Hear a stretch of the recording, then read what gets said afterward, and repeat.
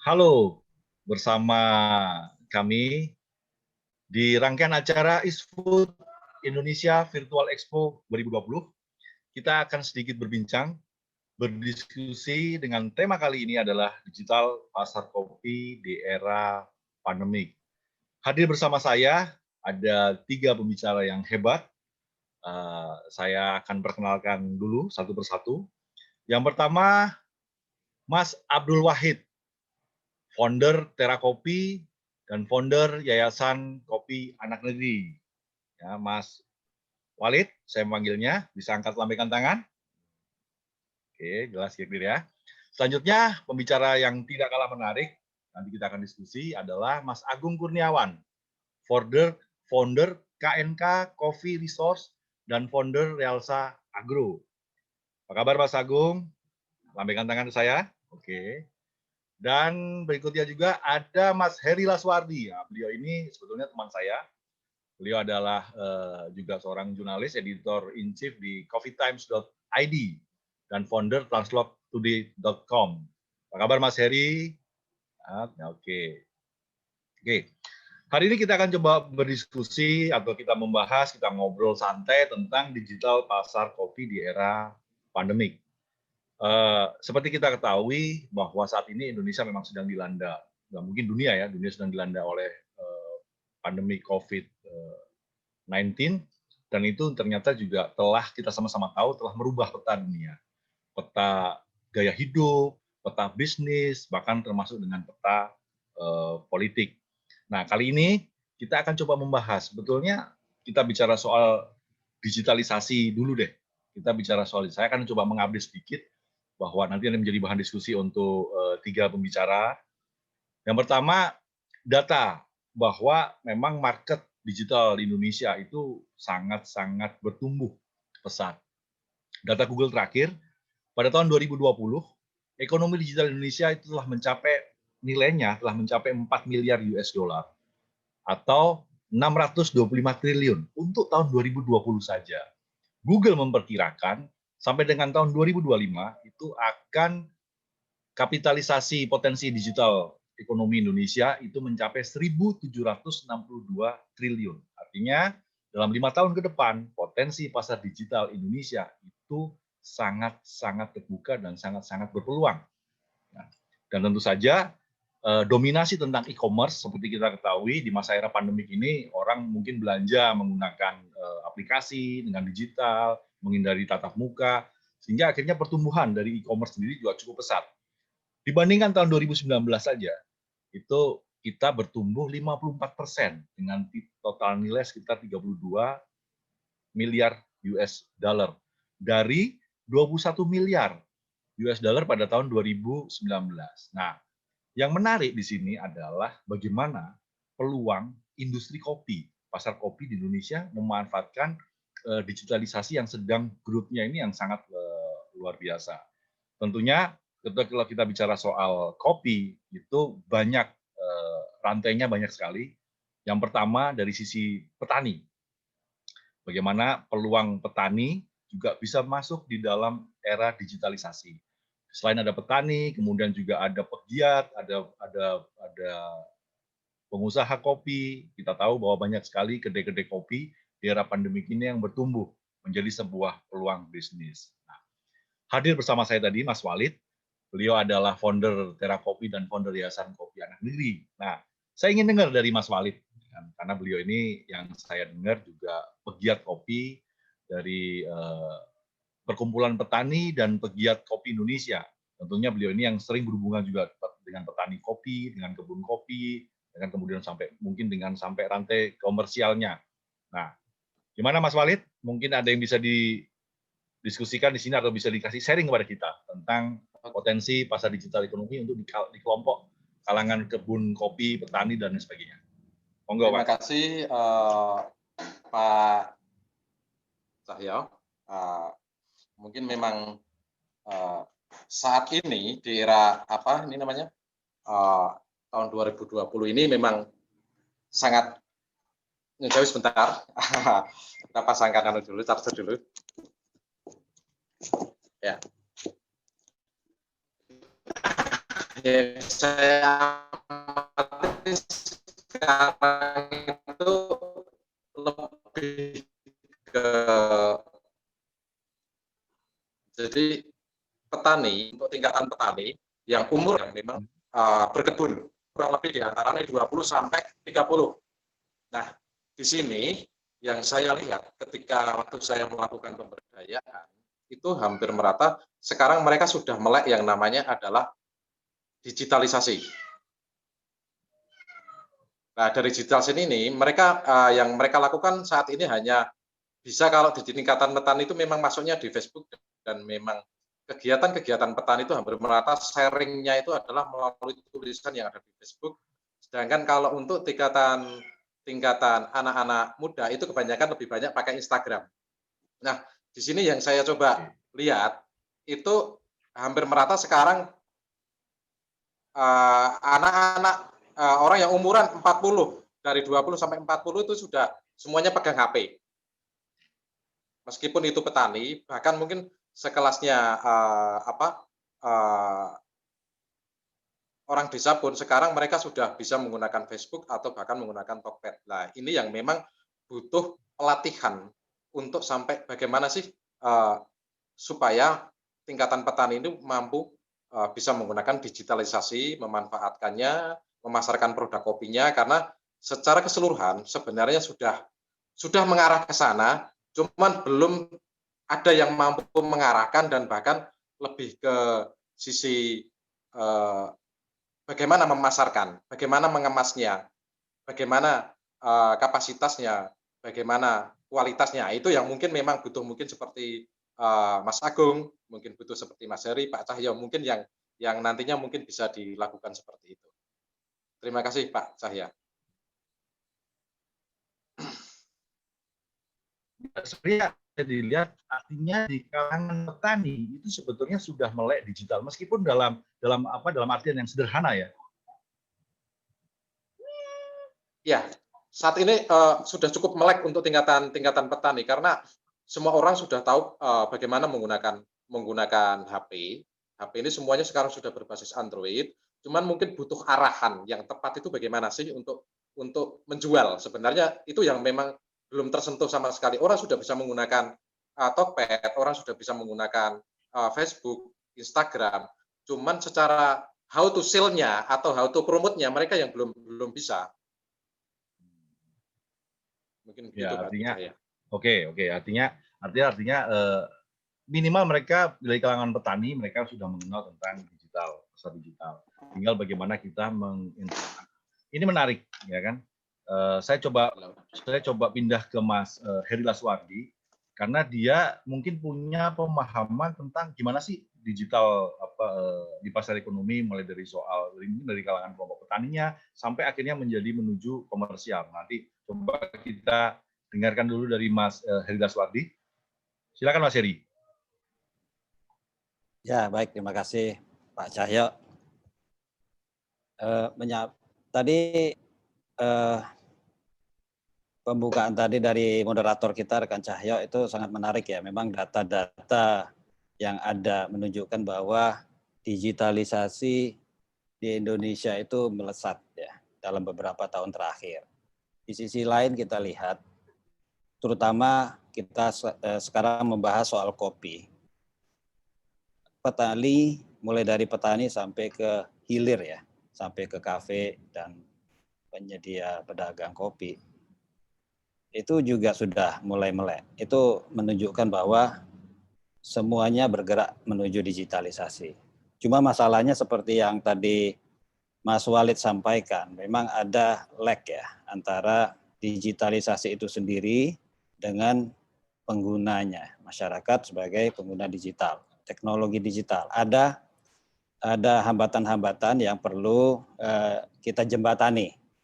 Nah, dalam hal ini memang saya mewakili coffeetimes.id itu merupakan fasilitator ya dari adanya lag antara kecepatan digital, perkembangan teknologi digital dengan kebutuhan, khususnya dalam hal ini adalah petani dan penggiat kopi. Nah, untuk menjelaskannya lebih ini saya pengen berbagi presentasi ini supaya jelas lagi. Saya akan sedikit berbagi informasi. Ini sebenarnya menyambung dari yang Mas Cahyo tadi sampaikan waktu pembukaan. Tapi dalam hal ini kita akan berbicara soal kopi. Perspektif yang dari judul kita, digitalisasi pasar kopi di era pandemi. Nah, ini saya mau menyampaikan perspektif dari coffeetimes.id. Pertama, mengapa coffeetimes.id? Mengapa kami memilih kopi? Kita tahu bahwa kopi adalah produk yang sangat populer di dunia. Indonesia adalah produsen biji kopi terbesar, salah satunya, keempat terbesar di dunia. Rata-rata produksinya lebih dari 600.000 ton per tahun. Dan Indonesia terkenal sebagai produsen single origin yang terbanyak di dunia. Kita juga melihat produksi dan konsumsi kopi itu terus meningkat ya. Kedai-kedai kopi juga terus menjamur. Berbagai riset membuktikan bahwa baik produksi maupun konsumsi kopi itu meningkat signifikan. Nah, dari segi digital, mengapa digital? Jadi kopi kemudian digital. Kita tahu bahwa data-data juga menunjukkan bahwa Indonesia adalah pengguna perangkat mobile terbesar di dunia ya. Pengguna mobile unik Indonesia itu sudah melampaui jumlah penduduk 338,2 juta. Melampaui juga penetrasi dunia yang cuma 67%. Indonesia sudah di atas 100%. Pengguna internet juga begitu, media sosial. Waktu kita menggunakan internet dari perangkat apapun juga sudah 8 jam per hari. Bayangkan itu udah hampir sepanjang hari ya. Untuk menggunakan media sosial juga sangat tinggi, udah 3,5 jam. Transaksi e-commerce seperti yang Pak Cahyo tadi sampaikan juga tumbuh sangat signifikan dalam 2 tahun terakhir. Dan diyakini sejak pandemi ini ya semakin tinggi ya, karena adanya pendorong orang tidak bisa bertransaksi secara offline. Kita juga seperti tadi disebutkan banyak penduduk berusia muda ya, yang kita kan dapat Indonesia ini salah satu negara yang bonus demografi, banyak kaum milenial lah. Kenapa digital juga? Karena digital ini borderless, kita bisa akses dari seluruh dunia. Begitu kita punya web atau kita masuk ke platform e-commerce, itu kita bisa diakses produk kita dari seluruh dunia. Dan akses juga internet makin luas. Nah ini kalau kita lihat, ini data per Januari dari We Are Social, ini riset mereka. Dari sini kan kita tahu bahwa platform-platform apa saja ya, media sosial yang paling banyak digunakan. Di sini kita bisa memanfaatkan platform ini khusus di Indonesia juga tidak jauh berbeda. Di sini YouTube ada WhatsApp, Facebook, Instagram, Twitter, dan sebagainya. Di sini kita bisa memanfaatkan sesuai dengan platform apa yang paling banyak. Pendorong digitalisasi tadi sudah disebutkan juga bahwa media sosial, kaum milenial, baraknya e-commerce, platform ada GoFood, GrabFood, segala macam itu juga sangat mempermudah proses penjualan. Untuk masuk ke bisnis kopi juga sangat gampang sekarang, relatif gampang. Dengan nilai tambah dan margin bisnis juga cukup tinggi. Nah, salah satu faktor yang sangat signifikan sekarang ini adalah pandemi COVID ini. Ini yang akan merubah semua peta ke depan ini, digitalisasi akselerasinya yakin semakin tinggi. Ini ada tantangan memang dari pandemi ini, tapi juga ada peluang. Disinilah peluang untuk meningkatkan penjualan online. lebih kreatif, mengefisiensikan biaya, membuka pasar baru, dan akselerasi teknologi digital.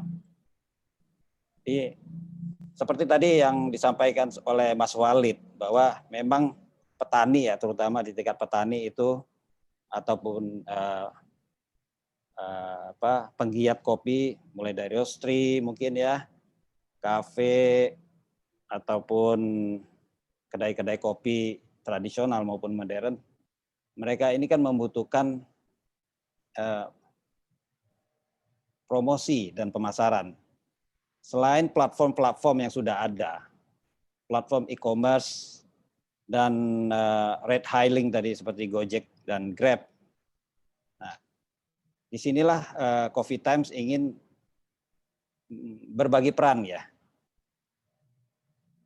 Apa yang akan disajikan Coffee Times? Coffee Times ini sebenarnya platform yang pada dasarnya kita lebih fokus ke news pada awalnya, tetapi dengan adanya pandemi ini kita berpikir ulang untuk masuk ke mengintegrasikan antara news dan review yang selama ini kita lakukan setiap hari itu dengan database.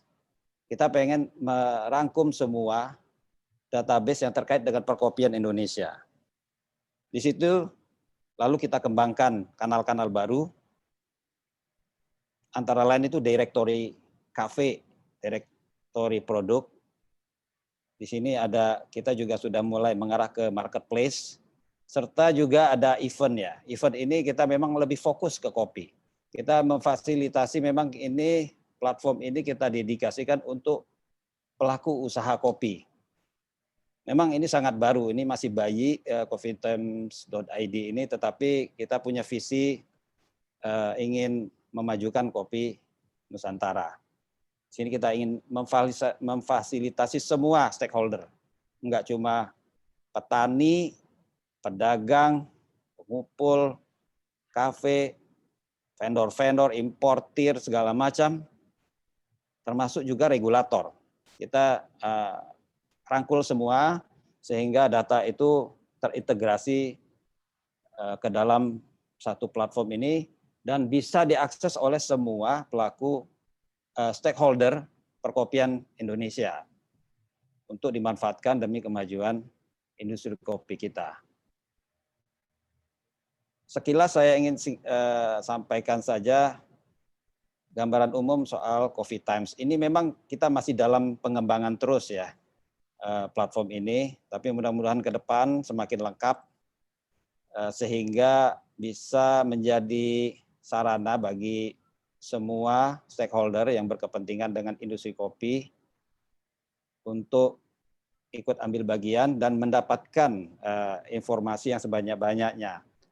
Mulai dari industri hilir sampai hulu hingga ke hilir. Dari kebun, petani sampai ke konsumen. Jadi kita tidak bicara cuma pelaku usaha kopinya, tetapi juga konsumen. Di sini kita merangkul semua komunitas. Jadi kita ini sebuah platform yang sangat terbuka. Semua orang seperti halnya platform e-commerce, Tokopedia atau Shopee atau Bukalapak, semua pelaku usaha kopi yang sudah terverifikasi oleh kita dapat memanfaatkan fasilitas kita. Dia bisa mendapatkan fasilitas news, review, directory, cafe, atau produknya, ataupun produk dan jasa lainnya yang terkait dengan kopi. Termasuk soal edukasi ya, misalnya barista, franchise, produk ingredients, misalnya teh, coklat, dan semua hal yang terkait kopi, sirup, ya pokoknya mesin, semua hal yang bisa terkait sama kopi itu kita tampung supaya konsumen dan pelaku usaha itu mendapatkan informasi sebanyak-banyaknya mengenai kopi dan mereka bisa menganalisis itu dari data yang tersedia. Ini ada 4 kanal yang kita sediakan sementara ini, yaitu news, coffee news ya, news itu kita berbagai informasi yang reguler lah setiap hari. lalu kanal coffee shop, itu kita merupakan directory cafe. Jadi semua pelaku usaha kafe, pengelola kafe, kedai kopi, itu bisa mendaftarkan secara mandiri di platform kita. Nah, ini juga tadi ada informasi dari Mas Walid bahwa butuh pendampingan ataupun pelatihan ya. Nah, kita juga bisa memfasilitasi itu bagi pelaku usaha kopi. Jadi mereka kesulitan untuk mendaftar ini, kita edukasi. Ini salah satu sarana edukasi juga. Memang pengalaman kita dalam beberapa bulan terakhir mengembangkan ini, memang banyak sekali butuh para petani dan penggiat kopi itu butuh pendampingan untuk bisa akrab dengan teknologi digital. Kita paham itu dan kita bisa ke depan itu untuk bekerja sama lebih erat lagi. Lalu ada Coffee Mart, itu hampir sama dengan coffee shop, tapi kita ini lebih ke produk ya, produk dan jasa.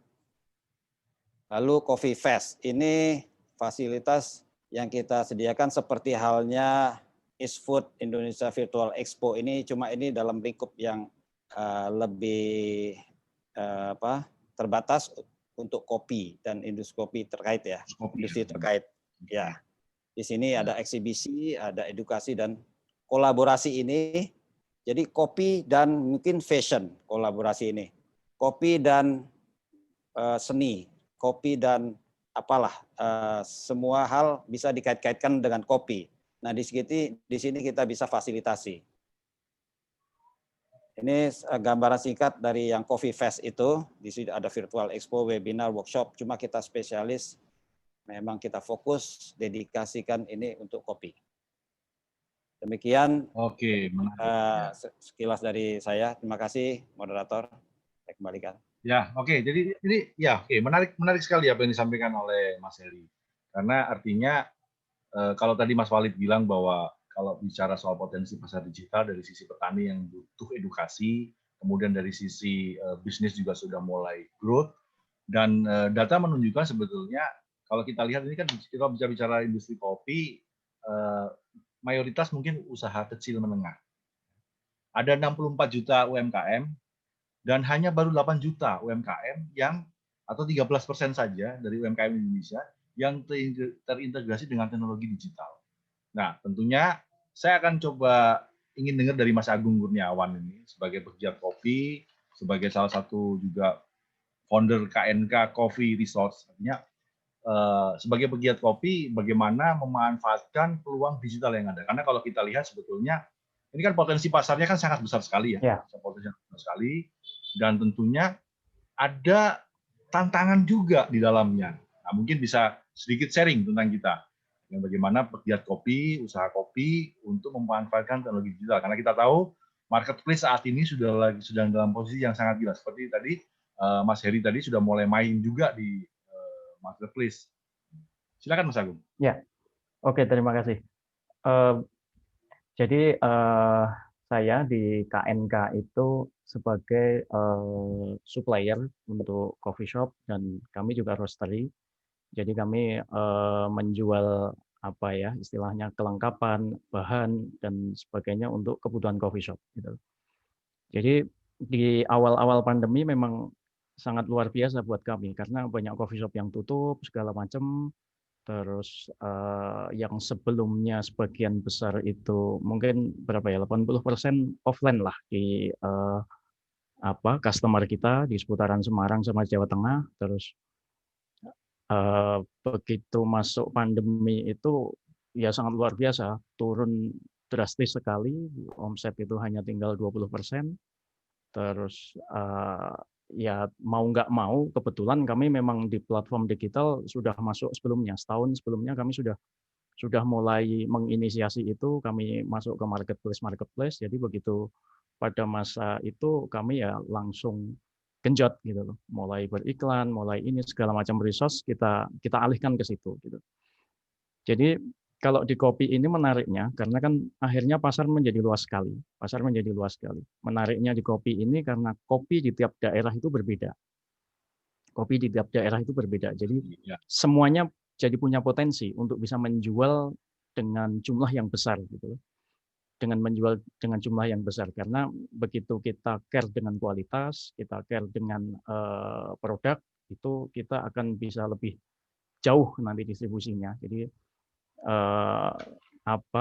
banyak yang terutama kalau kalau kami dari sisi roastery ya, begitu kita menangkap sesuatu yang baru, katakan ini muncul nih baru nih hasil kopi arabica dari daerah mana gitu, itu biasanya kecenderungannya kan mereka secara hasil, secara ini kan tidak begitu konsisten ya. Jadi kalau mereka bisa mempertahankan konsistensinya, mereka bisa membuat produk baik, mereka pasti akan varian itu yang terjadi itu. Kalau dari sisi kita roastery, bahwa kopi itu kan sekarang harus dijual dengan narasi yang baik. Jadi ini dari asalnya dari mana, terus petaninya siapa, nanti di roasting dengan cara yang seperti apa, segala macam. Ini menjadi sebuah cerita yang panjang yang ini menjadi bumbu kita untuk berjualan. Jadi begitu narasi-narasi ini kita susun dengan baik, ya kecenderungannya kita bisa menjual dengan lebih baik gitu. Jadi di kami sekarang mungkin ya 70%-an lah sekarang sudah berubah ke digital marketnya. Jadi karena kami punya toko, jadi banyak yang mereka dapat mendapatkan toko kita itu yang ada di digital, dan mereka sebagian akhirnya juga membeli via offline juga gitu. Jadi yang sekarang terjadi seperti itu. Gitu sih Pak. Oke, nah ini menarik juga nih. Artinya ketika kita bicara soal pandemi ini kan kita ngomongin di era pandemi juga. Ya. Nah, ketika orang tidak boleh berkumpul, ya kan, tidak boleh nongkrong-nongkrong di coffee shop, sehingga akhirnya mereka cenderung ya sudah mungkin dia menikmati kopinya di rumah dengan membeli kopi secara online melalui marketplace, ya kan, dan itu akan di-provide oleh. Dan saya setuju sekali bahwa ketika kita bicara soal industri kopi yang terpadu, maka semua ini akan berurusan dengan kaitannya dengan konten. Bagaimana kita meng-create kreativitas, memberikan story pada sebuah kopi, sehingga menjadi produk yang semakin dikenal, karena tentunya banyak sekali kan jenis kopi di Indonesia dan beragam sekali cita rasanya. Dan ini juga pasti kan juga di tangan petani. Di tangan petani pun juga harus ada edukasi. Pertama, saya coba mungkin diskusi dengan Mas Walid. Artinya kalau misalnya kita lihat tadi yang disampaikan oleh Mas Heri, dia sudah menyediakan ruang ya kan, pada pelaku, mulai dari mungkin dari petani, mungkin dari kelompok usaha seperti Mas Agung, untuk memanfaatkan konten-konten atau platform digital yang dimiliki oleh Mas Heri sebagai salah satu contohnya. Tapi satu sisi juga kendalanya tadi di Mas Walid bilang bahwa masih ada keterbatasan pengetahuan digital di kalangan kelompok petani. Nah, tentunya ini menjadi PR kita bersama untuk meng-enhance mereka untuk bisa memanfaatkan teknologi digital ini. Nah, sebenarnya Mas Walid, kalau kita bicara soal potensi kopi di Indonesia, kalau dikaitkan dengan era pandemi ini, Anda masih, artinya kalau saya sih kelihatannya masih optimis ya. Artinya sampai dengan karena kita juga nggak pernah tahu ini pandemi akan selesai kapan, tapi yang pasti dengan adanya new normal, ada perubahan gaya hidup, maka itu juga akan terjadi di kelompok petani. Karena orang seperti Mas Agung tentu dia akan mengkurasi kopi dari kalangan kelompok petani. Nah, gimana nih Mas Walid?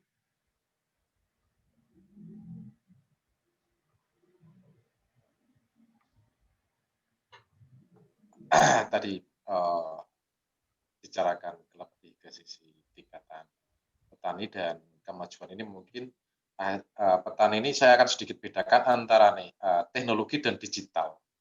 Nah, petani itu baru mengenal teknologi, belum akan mampu memaksimalkan secara digitalisasinya itu menjadi sebuah angka.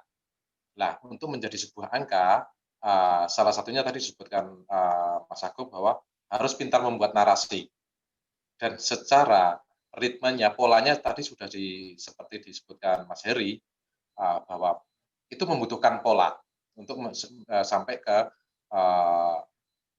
sebuah di tingkatan memang yang bisa dihitung.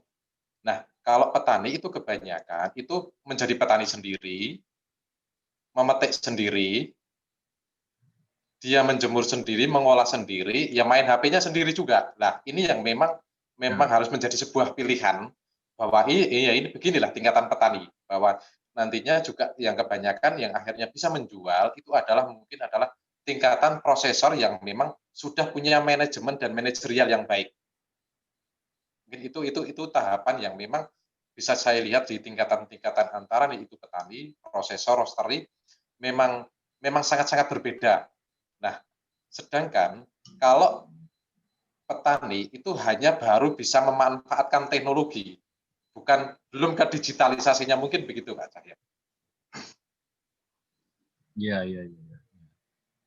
Oke, memang sih kalau ya artinya ada keterbatasan juga karena ini saya pernah waktu itu juga pergi ke daerah perkebunan kopi, saya lihat petani kopi pegang handphone. Ya kan? Saya tanya, wah udah canggih ya sekarang sudah pegang handphone. Iya nih Mas, tapi saya masih belum bisa internet. Saya belum bisa main internet. Saya bisanya cuma Facebook. Ya, saya bingung, ya kan? Dia ngomong nggak bisa main internet, tapi dia bilang saya hanya bisa main Facebook gitu. Itu untuk ketemu teman-teman sekolah. Artinya kalau kita tahu Facebook itu untuk mempertemukan teman-teman zaman dulu kan. Gitu. Saya bilang, ini menarik. Kenapa? Ternyata pemahaman seperti itu. Mereka betul hanya bisa memanfaatkan teknologi, tapi belum bisa benar-benar memanfaatkan secara digital. Tapi buat saya nggak soal. Ya kan? Buat saya secara pribadi saya tidak soal. Karena yang penting adalah sekarang bagaimana kita mendirect petani kopi, ya kan, untuk bisa memberikan hasil panen yang bagus. Seperti tadi Mas Agung bilang, PR kita itu bicara soal konsistensi ketika panen. Perlakuan pasca panen itu masih belum seragam untuk di petani.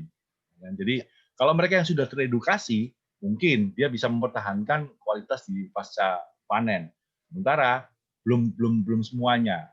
Satu sisi kita juga masih berhadapan dengan para saya nggak tahu apakah mungkin itu pengalamannya Mas Wali juga kan. Berarti bisa petani itu masih berhadapan dengan para pengumpulan, para pedagang-pedagang pengumpul yang kadang-kadang menjatuhkan harga mereka, menjatuhkan green mereka.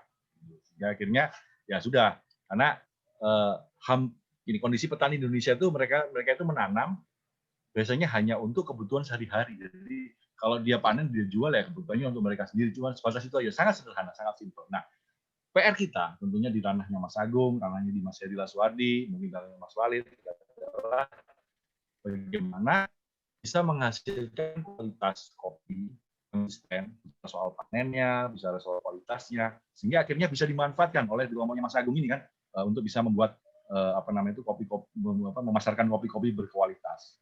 Karena jujur aja sih Mas Walid sebetulnya banyak PR sih. Mungkin memang betul ranah digitalisasi itu mungkin oke lah, mereka cukup tahu teknologi, kan?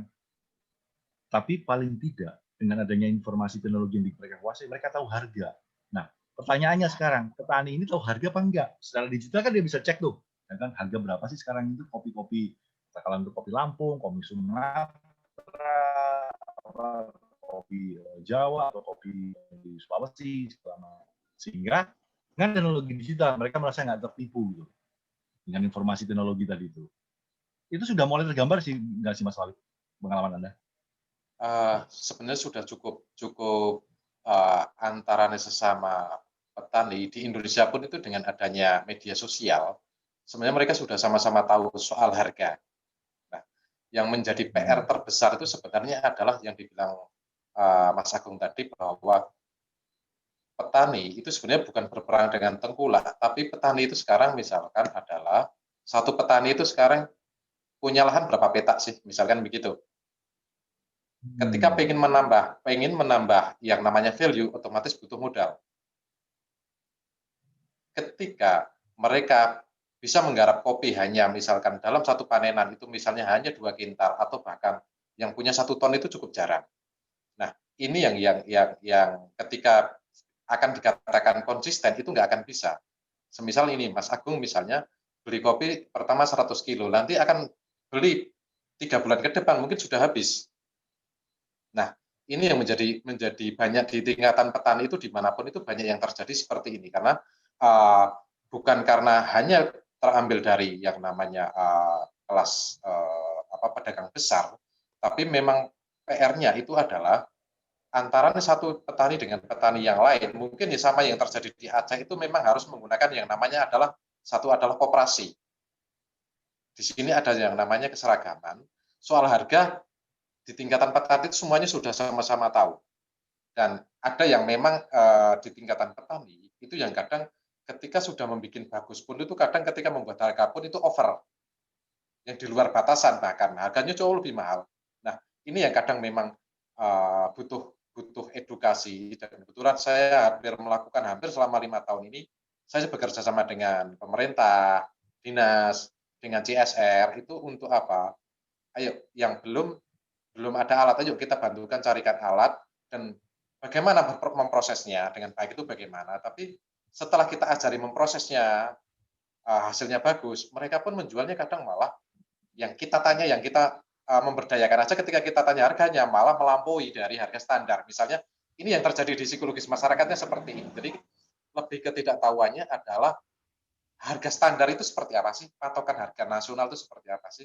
Harga sekian itu misalnya 80.000 misalnya, itu tingkatan untuk kualitas green bean-nya harus seperti apa? Itu yang karena tidak bersentuhan dengan kompetitor terbesar misalnya seperti di kota, yang pada akhirnya ya petani hanya bisa memanfaatkan teknologinya itu lebih ke how to sell aja, tapi how to membuat konsistennya itu yang memang kurang. Memang itu yang memang butuh sama-sama mungkin sekitar 4 tahun, 5 tahun ke depan mungkin baru mungkin bisa mungkin. Itu Pak saya. Ardiana, kan sekali lagi kan kita bicara soal bagaimana mereka mendapatkan informasi. Kita sekali lagi kan di situ. Nah, seperti tadi kan bicara soal konsistensi, ya kan konsistensi kopi dari sisi panennya segala macam. Nah, sebelum saya ke Mas Heri, saya mau ke Mas Agung dulu nih. Sebetulnya sih, apakah memang itu yang dialami oleh kelompok-kelompok pegiat kopi seperti Anda gitu, susahnya mendapat konsistensi? Ya. Itu yang pertama. Yang kedua, artinya ketika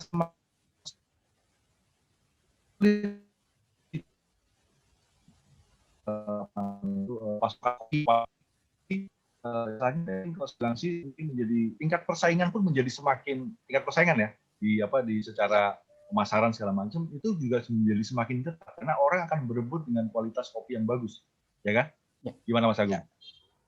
Ya, jadi sebenarnya ya gampang-gampang susah ya kita mencari source yang bagus itu karena biasanya gini, kalau kami pengen mencari yang untuk produk-produk komersial lah istilahnya begitu, kami akan mencari ke titik-titik yang itu memang produsen besar. Semisal adalah titik-titik seperti daerah Aceh gitu, karena di sana kan pengolahan kopi pun juga sudah menjadi sebuah budaya. Artinya kalau di Jawa, khususnya Jawa Tengah, Temanggung itu karena kepemilikan petaknya itu kecil-kecil, biasanya mereka itu hanya sebagai samben. Ya, jadi hasilnya juga samben terus gitu. Berbeda dengan yang ada di Sumatera. Yang ada di Sumatera mungkin satu petani punya 10 hektar, ya bisa punya 10 hektar, 20 hektar itu ya bisa jadi kegiatan utama dan itu pastinya mereka akan total di situ gitu. Jadi dari sisi pengolahan yang terjadi di Jawa itu begini. Kalau di kayak Sumatera bahwa tradisinya itu dia sudah full wash. Ngolahnya, tapi kalau di Jawa Tengah sendiri ya kayak trehul biasa aja, mereka jemur di jalan, jemur di samping rumah dan segala macamnya tanpa ada perlakuan yang baik gitu. Jadi secara output pun jadi susah untuk konsisten. Jadi akhirnya kami menyiasatinya kalau untuk daerah-daerah yang kecil itu hanya kita pegang satu orang petaninya atau apapun itu ya kita beli semua gitu. Kita beli semua untuk ketika panen tahun depan dan lain sebagainya kita biasanya sudah bisa ngatur gitu. tolong dong diubah yang ininya gitu. Lama-lama juga akan sesuai dengan outputnya gitu. Jadi yang sering terjadi, petani itu juga nggak tahu outputnya mereka mau kemana, mau dijual kemanakah gitu. Taunya mereka dijual ke tengkulak. Kalau tengkulak ngapain susah-susah diolah dengan istilahnya teknologi yang sekarang gitu. Karena nilai tambahnya tidak begitu signifikan. Tapi begitu mereka bisa menjual ke luar, ke ke roastery dan segala macamnya, itu bisa lebih baik gitu.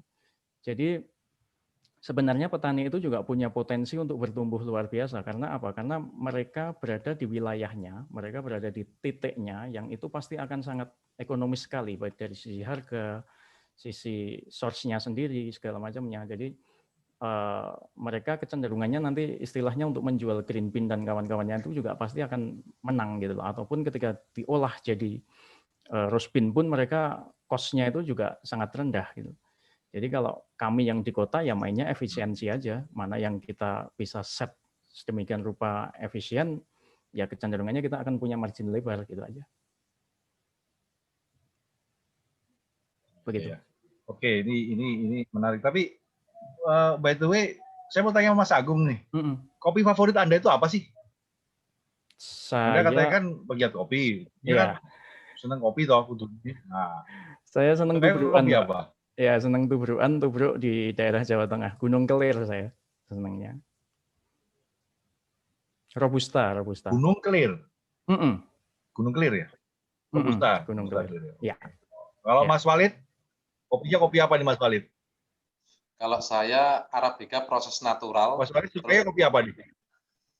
Saya sukanya kopi proses Arabica natural, dibikin V60, dikasih madu, itu favorit saya. Itu tapi kopi dari mana itu? Dari mana aja, yang penting Arabica natural ya. Arabica natural. Nah, sekarang Mas Heri ya. Mas Heri suka ngopi nggak ini? Jangan-jangan disukanya nyusu nggak kopi ini? Ya susu, kopi dicampur susu, cappuccino boleh. Ya. Cappuccino. Nggak punya rasa kecintaan kopi pada biji kopi tertentu suka nggak? Iya, ya gayo atau ya lebih sering minum gayo ya. Ya, Arabica. Gayo ya. Oke. Nah, kaitannya dengan Mas Heri Laswadi tadi. Jadi kan kalau kita bicara soal artinya kan platform digital yang Anda miliki itu bagaimana caranya bisa menjadi solusi ya kan untuk para bapak-bapak ini, ada Mas Walid, ada Mas Agung, ya kan, kemudian bagaimana ini sih saya bilang sih ini bukan pekerjaan mudah juga sebenarnya, ya kan, karena tapi tetap betul bahwa kata kuncinya adalah bagaimana kita memberikan story terhadap kopi. Petani butuh story, minimal katakanlah petaninya nggak tahu bagaimana cara membuat story-nya, ya kan, di tangan orang seperti Mas Heri Laswadi harusnya bisa meng-create sebuah story sehingga orang akhirnya tahu dan menjadi sebuah pembelajaran sebagai sebuah edukasi kepada petani kopi. Dari sisi Mas Agung sendiri, ya kan, tentunya kan dia juga butuh yang namanya story bagaimana kopi itu, kemasan kopi secara utuh gitu, artinya ini kopi berasal region dari mana, flavor taste-nya seperti apa, proses pasca panennya benar-benar apa tidak gitu, kadar airnya berapa, sehingga akhirnya ya kita bisa menghasilkan orang-orang yang penikmat kopi Nusantara yang benar gitu loh. Karena selama ini juga banyak kan kendalanya juga, orang taunya kopi ya cuma hitam pahit, tapi kalau saya lihat sih dengan adanya teknologi dengan adanya digital media sosial, orang sudah mulai banyak mencoba kan. Ya, tadi kan Gunung Kelir ya Mas Agung ya, kemudian Arabica sukanya Mas Walid, tapi menarik juga pakai madu. Sementara Mas Heri Laswadi baru kena pakem hanya gayo aja. Dia belum tahu banyak kopi yang menarik di Indonesia. Nah, gimana, Mas Heri? Iya, memang menarik ya. Memang apa yang dikatakan oleh Mas Walid sama Mas Agung tadi itulah kenyataannya. Nah, disinilah kita ingin mengambil peran sebenarnya, Mas Ayo ya. Sebenarnya coffeetimes.id ini awalnya memang narasi. Kita pengen edukasi. Kita memang sasarannya awal itu adalah ke konsumen. Karena dari konsumen ini akan ke hulu ya. Konsumen adalah penikmat kopi. Kita pengen konsumen itu mengerti soal kopi. Enggak cuma orang bilang kopi gunting, tapi kopi yang benar-benar real ya. Di situ edukasi kita mulai dari untuk mengedukasi mulai dari ke konsumen, lalu ke kafe, di situ kita gali ya. Dari kafe-kafe itu bagaimana mereka menyajikan, ya holistik sekali. Jadi tidak cuma kopinya, tapi hal-hal lain yang terkait sama kopi. Karena kopi kalau sekarang adalah lifestyle. Kalau cuma nyeruput kopi ya di rumah saja. Cuma kopi ini akan semakin populer kalau dipadukan dengan sektor-sektor yang lain. Sehingga dia semakin menarik. Nah, disinilah kopi semakin populer. Nah, Indonesia sendiri kan surganya kopi. Single origin kita itu paling banyak di dunia. Ya kan? Nah, ini nggak cuma Gayo, jadi sampai ke Papua sana. Itu kita udah ratusan indikator geografis. Untuk kopi saja udah banyak. Jadi inilah kalau konsumen mendapat edukasi yang baik, dia mengerti kopi, terutama kopi Nusantara, ya kan? Ya, mereka akan mencari. Nah, ini coffeetimes.id memfasilitasi itu juga. Mau cari kopi bisa dari coffeetimes.id. Kita narasi. Nah, itu benar tadi narasi. Kita bermula dari narasi, news, review, baik itu kopinya sendiri terutama, kita review juga kafenya, kita review juga produk dan peralatan, ataupun regulasi. Jadi semua hal, ya, semua stakeholder bisa ambil bagian dari situ. Salah satu kelemahan kita selama ini memang soal data, Mas Ayo. Jadi data ini kita lihat di ICO sekian, kita lihat Kementerian Pertanian, datanya beda lagi. Kita lihat ke instansi yang lain juga beda. Atau ke asosiasi-asosiasi. Nah, kita mau lihat yang mana. Nah, ini kita sajikan semua kalau bisa di platform kita ini sehingga orang bisa ambil keputusan. Dan kalau bisa ini, kita bisa membuat semua pihak itu punya satu pandangan yang sama. Sehingga pelaku usaha kopi itu punya pegangan gitu loh untuk menganalisa pasar. Jadi tadi benar juga bahwa petani, kita mulai dari ujung ini. Petani ini kan yang selalu kadang menjadi korban dan mereka aksesnya itu kurang. Kalau di pedagang itu semakin ke hilir, akses itu semakin lebar gitu. Nah, ini kita bagaimana mengintegrasikan ya sebenarnya, baik itu data, informasi maupun produk-produk terkait. Termasuk Mas Agung gitu ya yang penggiat kopi, bukan cuma menjual kopi, mungkin juga ingredient atau peralatan lainnya. Mereka kan juga butuh informasi. Nah, di sini informasi itu nggak datang cuma dari dalam negeri. Kita akan buka juga bisa dari semua semua sumber, dari luar negeri ataupun dari pemasok-pemasok yang relevan gitu. Jadi ya begitulah.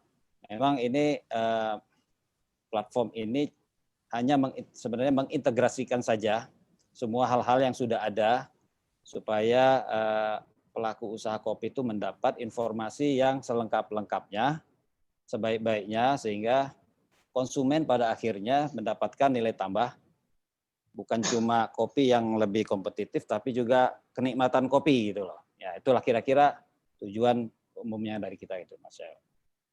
Oke, menarik ini. Jadi karena juga ini karena gini, saya sendiri juga merasakan bahwa lihat ya, konsumsi kopi di Indonesia ini memang cenderung mulai naik dan ini menjadi potensi market yang sangat bagus untuk Mas Agung, Mas Walid, dan untuk narasinya dengan Mas Ridha Suwardi. Apalagi sekarang kalau kita lihat banyak sekali bertumbuh kedai-kedai kopi yang menyajikan kopi kekinian. Meskipun sebetulnya kalau kita bicara soal ini, market digital itu dekat dengan kelompok milenial. Ya. Kelompok milenial itu sekarang sudah mulai beralih untuk mencoba memberanikan diri untuk mencicipi yang sifatnya kopi-kopi yang tradisional. Artinya benar-benar kopi, artinya bukan kopi yang fancy ya, kopi pahit. Tentunya ini menjadi sebuah peluang karena tapi meskipun kita tahu seperti tadi Mas Agung bilang, ketika bisnis kopi ini semakin meningkat, bisnis kedai kopi ini semakin meningkat, maka banyak sekali turunannya. Bukan hanya petani, tapi juga penyediaan alat-alat prosesnya segala macam. Nah, terakhir pertanyaan saya untuk ketiga pembicara saya ini, sebenarnya apakah tantangan ya, ke depan di era pandemik nanti ini karena kita tadi di awal saya sudah bilang bahwa kita nggak tahu juga nih sampai kapan pandemi ini akan berlangsung, dia akan selesai. Meskipun vaksin sudah ditemukan, tapi kita juga masih belum tahu berapa lama bisa menyebar ke seluruh Indonesia. Untuk di market Indonesia saja lah, kan? Kita lihat sebetulnya peluang memasarkan kopi secara digital tahun 2021 sih kalau misalnya data yang tadi saya sampaikan kayaknya masih sangat terbuka luas tentunya. Tapi tentunya kan ini ada tantangan. Nah, terakhir saja lah untuk dari Mas Agung mungkin bisa singkat sebetulnya tantangannya apa sih untuk ketika masuk di pasar digital untuk di kalangan kelompok-kelompok pegiat kopi seperti Mas Agung? Ya, tantangannya kalau di kita ya memang apa ya konsisten untuk memperluas marketnya itu sendiri gitu loh. Jadi dari narasi yang kita bentuk, source yang baik, terus produk yang baik atau produk yang cukup lah bisa dibilang begitu, itu nanti akan menemukan apa ya semacam penikmatnya sendirilah gitu. Jadi asal itu bisa kita push dengan baik, itu kita bisa ini dengan baik, kecenderungannya nanti orang pun juga akan repeat gitu. Jadi yang kita carikan sebenarnya pelanggan, tidak hanya jual tok gitu. Tapi bagaimana kita mengedukasi itu untuk menjadi pelanggan kita, itu yang kalau menurut kami yang paling penting seperti itu sih. Membentuk konsumen loyal mungkin ya. Ya. Loyalitas konsumen itu penting. Sangat penting. Karena yang repeat mereka. Betul. Nah kalau Mas Walid, gimana Mas Walid? Kalau saya lebih ke memahamkan petani bahwa di setiap daerah itu kopi itu punya karakter masing-masing, yang mereka harus paham bahwa oh ini loh karakter kopi daerah kita yang ketika harga mau naik atau mau turun mereka akan tahu bukan di kopinya tapi naik turunnya itu karena faktor ekonomi, karena faktor misalnya ada pandemi seperti ini supaya bahwa di satu daerah yang meningkat misalnya asalnya, yang di satu daerah yang lain misalnya adalah bodinya. Nah, karena petani menganggapnya semua kopi itu baik, baru di situ belum ke klasifikasi bagaimana karakternya. Kenapa kopi ini kok harganya mahal? Misalnya density-nya dia tinggi. Nah, sedangkan ini kok kenapa murah? Karena density-nya rendah misalkan. Nah, itu tugas saya untuk memahamkan di tingkatan petani memang yang sudah saya lakukan selama ini adalah lebih ke memahamkan adalah lebih ke kultur wilayah, ketinggian, cuaca termasuk itu adalah supaya sama-sama belajar objektif bahwa ada kualitas alam, ada harga yang mampu dirasionalkan. Gitu.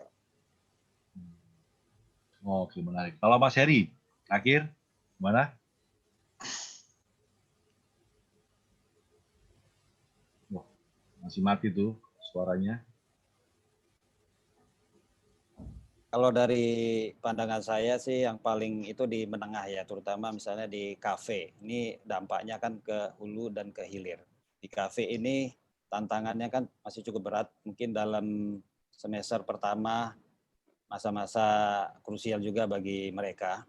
Tapi digitalisasi ini bisa jadi solusi juga bagi kafe-kafe itu. Betul. Jadi ya karena dengan kapasitas yang terbatas mereka berpikir ulang seperti yang sudah dilakukan mereka sejak COVID ini ya.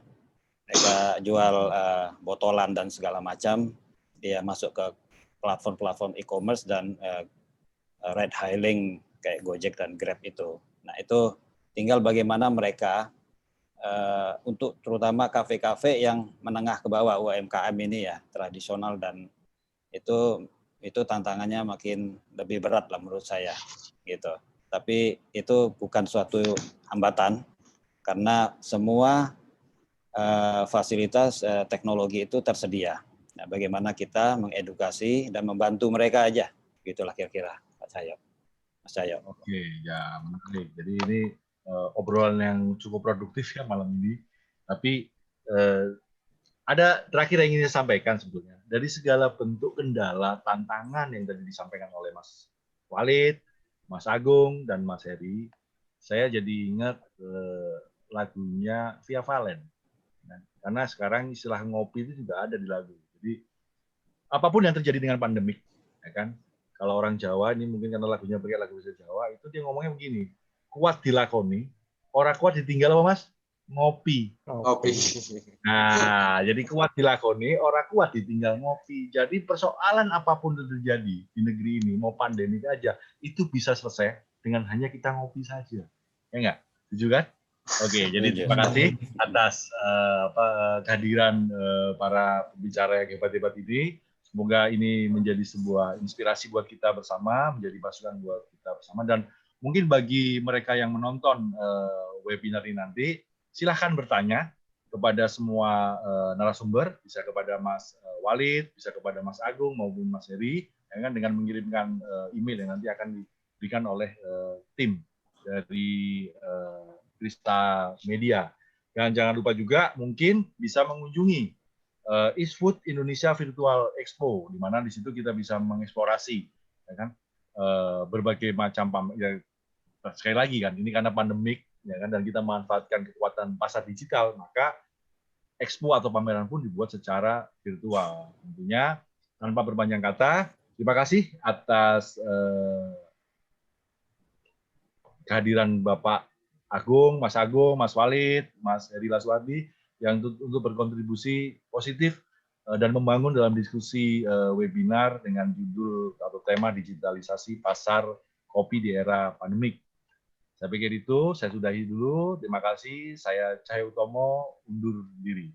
Terima kasih. Wassalamualaikum warahmatullahi wabarakatuh. Terima kasih. Waalaikumsalam warahmatullahi wabarakatuh.